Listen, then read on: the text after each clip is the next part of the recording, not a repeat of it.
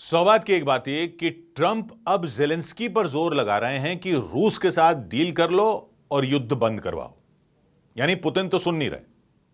वो तो अमेरिका में जब से बातचीत करके आए हैं तब से और ताबड़तोड़ हमले कर रहे हैं यूक्रेन पर, और उस इलाके पर नजर रखने वाले भी अब कह रहे हैं कि यह युद्ध ऐसे नहीं रुकेगा जैसे दावे ट्रंप कर रहे थे।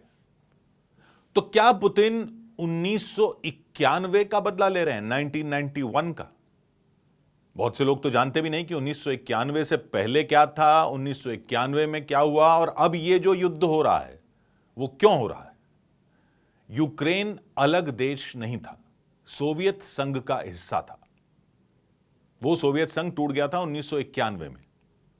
आज की दुनिया के युद्धों को समझने के लिए उस पूरी कहानी को जानना जरूरी है। दूसरी वर्ल्ड वॉर जब खत्म हुई 1945 में, उसके बाद से 1991 तक, 1991 तक दुनिया में दो सुपर पावर थे, अमेरिका और सोवियत संघ। सोवियत संघ एक कम्युनिस्ट देश था। यह देश इतना बड़ा था कि यूरोप की बर्फीली सीमाओं से एशिया के विशाल मैदानों तक फैला हुआ था। इसमें 15 अलग अलग सोवियत रिपब्लिक थे। मतलब कहने को रिपब्लिक थे लेकिन अलग देश नहीं थे, ऐसे थे जैसे एक बड़े देश के प्रांत होते हैं। और सबसे बड़ा था इनमें रूस। यानी रूस का ही एक तरह से यह साम्राज्य था। 15 अलग अलग रिपब्लिक एक झंडे के नीचे, यूएसएसआर कहते थे, सोवियत संघ। यह देश 70 साल से ज्यादा समय तक रहा, जो 1917 की क्रांति से बना था, जब पुराना रूसी साम्राज्य गिर गया था। खैर, उतना पीछे नहीं जाते हैं। सोवियत यूनियन की राजधानी मॉस्को थी, यानी रूस में थी, और वहां कम्युनिस्ट सरकार थी। लेकिन शतरंज पर अमेरिका की चालों और सोवियत संघ की अपनी नीतियों, इन सब का नतीजा यह रहा कि 1991 तक सब कुछ बिखर रहा था। अर्थव्यवस्था पूरी तरह टूट गई थी, कारखाने बंद हो रहे थे, दुकानें खाली हो गई थी, लोग रोटी तक के लिए लाइन में खड़े होने को मजबूर हो गए थे। यह हालत हो गई थी। तो जो रूस के अलावा बाकी रिपब्लिक थे, खासकर यूक्रेन, कहते हैं कि अमेरिका ने या पश्चिम के देशों ने वहां रूस के खिलाफ भड़क रही आग को और भड़काया। जैसे अमेरिका पर आज भी आरोप लगता है ना कि वो अपने मकसद के लिए कई देशों में विद्रोह की आग भड़काने का काम करता है और सरकारें गिराने का काम करता है। भले ही विद्रोह वहां हो रहा हो, लेकिन उसको भड़काने की जो बात है, वो आरोप तब भी लगे थे। खैर, जो भी रहा हो, यूक्रेन में रूस से अलग होने की चिंगारी भड़की। उसके साथ पास के बाल्टिक सागर के इलाके में 3 सोवियत रिपब्लिक और थे, एस्टोनिया, लातविया और लिथुएनिया। वहां के नेता भी अपना अलग देश मांगने लगे। सब मॉस्को के कब्जे से मुक्त होने का सपना देखने लगे। सब एक ही देश थे, लेकिन सब रूस से अलग होने का सपना देखने लगे। रूस के लोग मानते हैं कि इस सपने को हवा अमेरिका दे रहा था। खैर, नतीजा यह हुआ कि 1991 खत्म होते होते सोवियत यूनियन ही खत्म हो गया। 15 जो रिपब्लिक थे उसके, वो 15 अलग अलग देश बन गए, यानी टूट गया, बिखर गया। यानी रूस से अलग होकर 14 नए देश बन गए। अमेरिका को टक्कर देने वाली महाशक्ति के टुकड़े टुकड़े हो गए। यूक्रेन भी ऐसे ही अलग हुआ था। सोवियत संघ के राष्ट्रपति मिखाइल गोर्बाचोव ने इस्तीफा दे दिया। क्रेमलिन यानी मॉस्को में जहां सोवियत सरकार थी, वहां पर लगा कम्युनिस्टों का लाल झंडा उतर गया। 15 नए आजाद देश बन गए, जिनमें रूस सबसे बड़ा था। सोवियत संघ की खुफिया एजेंसी होती थी केजीबी, जैसे इजराइल की मोसाद है, उससे भी खतरनाक मानी जाती थी। अमेरिका की सीआईए से टक्कर लेती थी केजीबी। उस वक्त केजीबी का एक खतरनाक खुफिया जासूस था।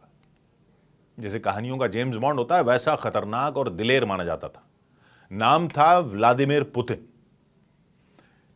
यही व्लादिमीर पुतिन सोवियत खुफिया एजेंसी के जेम्स बॉन्ड थे। उस वक्त वो पूर्वी जर्मनी थे। जर्मनी भी तब 2 देशों में बटा हुआ था। जैसे उत्तर कोरिया और दक्षिण कोरिया है, वैसे ही पूर्वी जर्मनी और पश्चिमी जर्मनी थे। पूर्वी जर्मनी रूस के साथ था, पश्चिमी जर्मनी अमेरिका के साथ था। पुतिन तब 39 साल के थे। उनकी आंखों के सामने पूर्वी और पश्चिमी जर्मनी एक हो गए। पूरा जर्मनी अमेरिका के पाले में चला गया। पुतिन ने सोवियत यूनियन का पतन करीब से देखा। वो पूर्वी जर्मनी के ड्रेसडेन नाम के शहर में थे। पूर्वी जर्मनी की भी एक खुफिया पुलिस थी, स्टासी नाम था उसका। सोवियत संघ की केजीबी से स्टासी का करीबी रिश्ता था और पुतिन केजीबी में थे। भीड़ ने स्टासी के मुख्यालय पर हमला कर दिया। पुतिन ने अपनी आंखों से देखा कि कोई मदद के लिए नहीं आया। तो सोवियत साम्राज्य खत्म हो रहा था, पुतिन को रूस लौटना पड़ा। वहां उन्होंने देखा जबरदस्त महंगाई हो गई थी, रूस कमजोर पड़ गया था। पुतिन ने बाद में बताया कि उनको गुजारा करने के लिए टैक्सी चलानी पड़ी थी। बाद में एक बार पुतिन ने सोवियत यूनियन के टूटने को 20वीं सदी की सबसे बड़ी तबाही बताया था।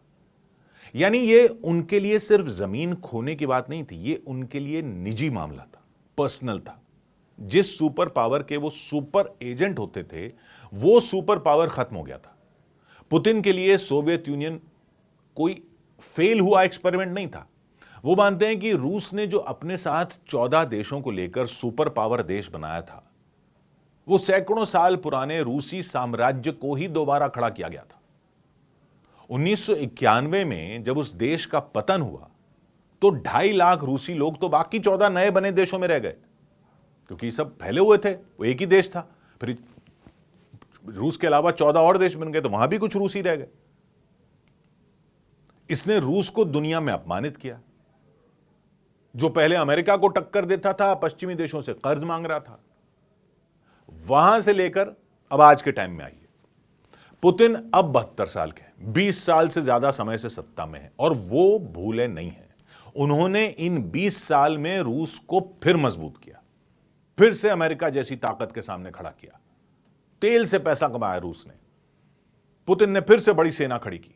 लेकिन जानकार मानते हैं कि उनकी असली नाराजगी की जड़ वही है जो अमेरिका ने 1991 के बाद करना शुरू किया। अमेरिका ने तब कहा था कि वो इन नए बने देशों को अपने पाले में नहीं लेगा, वो तो लोकतंत्र का झंडा बरदार है।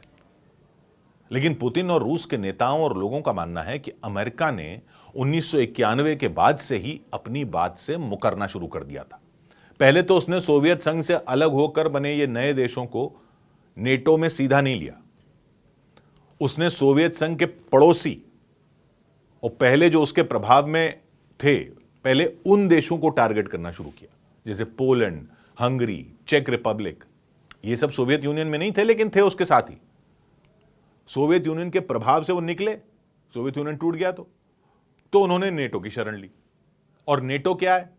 ये अमेरिका के साथी पश्चिमी देशों का एक समूह है जो सोवियत यूनियन के खतरों से बचने के लिए बना था। सोवियत यूनियन के खतरों से बचने के लिए बना था नेटो। अब सोवियत यूनियन ही नहीं रहा, लेकिन फिर भी नेटो फैलता गया। ये रूस ने बोला कि ये क्या बात है, हमारे पुराने साथियों को अपने साथ ले रहे हो। क्योंकि नेटो का मुख्य सिद्धांत यह है कि अगर एक सदस्य पर हमला होगा तो सब देश मिलकर लड़ेंगे। जब सोवियत यूनियन टूट रहा था, नेटो के नेताओं ने सोवियत यूनियन और बाद में रूस को भरोसा दिया था कि नेटो जर्मनी के बाद 1 इंच भी पूर्व की ओर यानी रूस की तरफ नहीं बढ़ेगा। लेकिन वो सिर्फ बातें रह गई, लिखित समझौता तो कोई था नहीं। ऐसा हाल हो गया कि 1997 आते आते नेटो ने पोलैंड, हंगरी और चेक रिपब्लिक को नेटो में शामिल होने का न्योता दे दिया गया।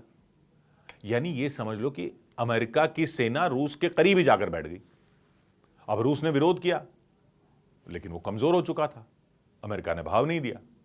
अमेरिका ने कहा कि हम तो लोकतंत्र को बढ़ावा देने का काम कर रहे हैं, रूस को चुनौती देना तो अब मकसद ही नहीं है। और ये तो वो देश शामिल किए थे जो पहले भी अलग देश थे, लेकिन सोवियत संघ के पाले में हुआ करते थे, उनको शामिल कर लिया था। ये 1997 तक था। लेकिन इसके बाद 2004 में नेटो में बाल्टिक सागर वाले वो 3 देश भी शामिल कर लिए गए जो पहले सोवियत संघ के अंदर होते थे, लिथुआनिया, लातविया और एस्टोनिया। यानी ये भी अमेरिका ने अपने साथ कर लिए। यहां भी नेटो के जरिए अमेरिका की सेना पहुंच गई। अब ये पहुंच गई रूस के बगल में, क्योंकि ये तो रूसी से अलग हुए थे, और वहीं नेटो पहुंच गया। और फिर क्या हुआ कि बाकी पुराने सोवियत रिपब्लिक जो नए देश बन गए थे, जैसे यूक्रेन, उनके यहां भी अमेरिका के साथ जाने की आवाजें आने लगी। अब रूस का मानना था ये सब अमेरिका करवा रहा है। यूक्रेन भी उन देशों में था जो वहां भी कहने लगे कि हम भी चलते हैं। जब लातविया चला गया, एस्टोनिया चला गया, लिथुआनिया चला गया, हम भी चलते हैं नेटो में। ये रूस को लगा कि धोखा हुआ है। पुतिन के लिए ये धोखा था। उन्होंने बाद में एक बार साफ साफ कहा था कि अमेरिका और पश्चिमी देशों ने रूस को ठगा था। नेटो सिर्फ बढ़ ही नहीं रहा था, वो रूस के पड़ोस को एक तरह से हड़प रहा था। उन इलाकों को अपने ठिकानों में बदल रहा था जहां मॉस्को पर निशाना साधने वाली मिसाइलें रखी जा सकती थी। और 2022 आते आते 14 ऐसे देश नेटो में ले लिया अमेरिका ने, जो या तो पहले सोवियत संघ में थे या उसके साथ हुआ करते थे। रूस की सीमाओं तक नेटो पहुंच गया। पुतिन ने माना कि यह घेरेबंदी की जा रही है, और फिर यूक्रेन के भी शामिल होने की बात होने लगी। जो सारे 14 सोवियत रिपब्लिक 1991 में रूस से अलग होकर अलग देश बन गए थे, उनमें रूस सबसे बड़ा था। उसके बाद सबसे बड़ा था यूक्रेन। जो रूस से अलग हुए उनमें सबसे बड़ा यूक्रेन था। रूस के लोगों के लिए यूक्रेन सबसे खास था। उनका मानना है कि रूसी संस्कृति की जड़ें यूक्रेन में हैं। पुतिन कहते हैं यूक्रेनी और रूसी एक ही लोग हैं, और वो यूक्रेन की अलग पहचान को मानते ही नहीं है। 2014 में यूक्रेन के जो राष्ट्रपति थे, उनको पुतिन का समर्थन था। जैसे बेलारूस अभी अलग देश है, बेलारूस भी अलग हुआ था रूस से ही, अब अलग देश है, लेकिन है वो रूस के साथ। वैसे ही पुतिन के साथ यूक्रेन भी था, और तब तक पुतिन को नेटो की ज्यादा चिंता नहीं थी यूक्रेन को लेकर। लेकिन वहां राष्ट्रपति के खिलाफ विरोध प्रदर्शन हो गए, राष्ट्रपति को देश छोड़कर भागना पड़ा। अब रूस के विश्लेषक मानते हैं कि यह सब पश्चिमी देशों की शय पर हुआ कि यूक्रेन में विद्रोह करवा दिया गया। खैर, यह हो गया। जब यह हो गया तो पुतिन ने क्राइमिया पर कब्जा कर लिया और पूर्वी दोनबास में विद्रोहियों को समर्थन दे दिया कि अगर अमेरिका या पश्चिमी देश या यूक्रेन के लोग ही विद्रोह कर रहे हैं तो अब हमें इसको कब्जा कर लेते हैं।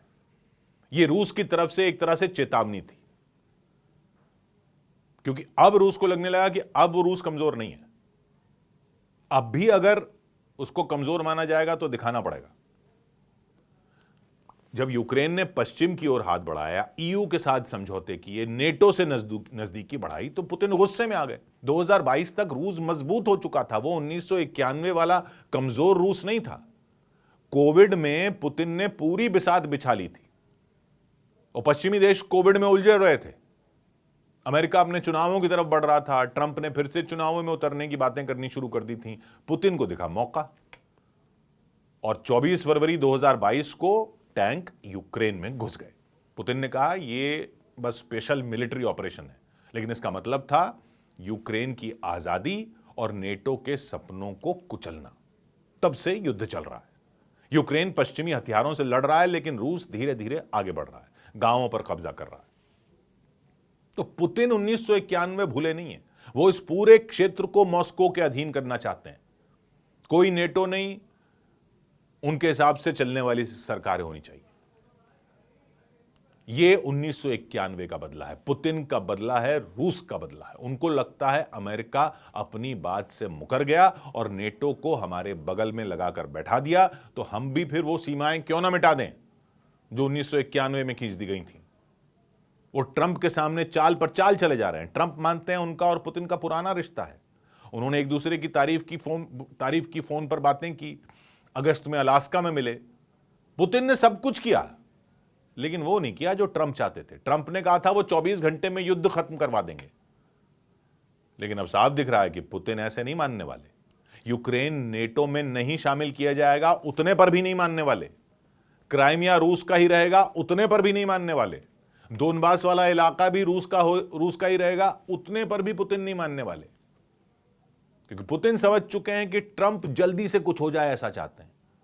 वो समझ चुके हैं कि ट्रंप चाहते हैं कि जल्दी से वो युद्ध रुकवा दें और शांति बहाली का दावा कर दें। पुतिन से कुछ नहीं मिला तो ट्रंप ने धमकी भी दी, लेकिन पुतिन ने कीव पर ड्रोन हमले और बढ़ा दिए, फिर और सैनिकों की भर्ती कर ली। यह शतरंज का खेल है।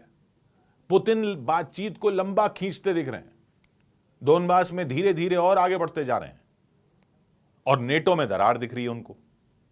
यूरोप अपनी मुश्किलों में है, अमेरिका और पैसे नहीं खर्च करना चाह रहा, यूक्रेन को मदद कम होने लगी है।